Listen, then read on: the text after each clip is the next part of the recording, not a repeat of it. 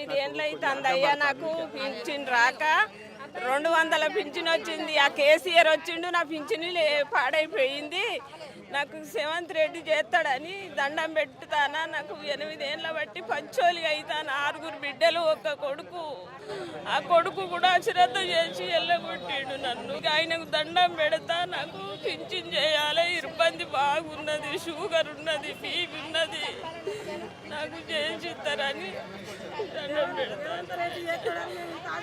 ఆయన చేస్తాడని అంటే రోడ్డు నుంచి వచ్చిన చాంపియాట అంటే రోడ్డు చాంపియాట నుంచి వచ్చిన నేను అక్కడి నుంచి నాకు పింఛన్ చేయాలయ్యా, అది రాకుండా చచ్చిస్తాను. దరఖాస్తు ఇచ్చినావా? ఇచ్చిన ఏమన్నారు అధికారులు? ఏమంటున్నారు?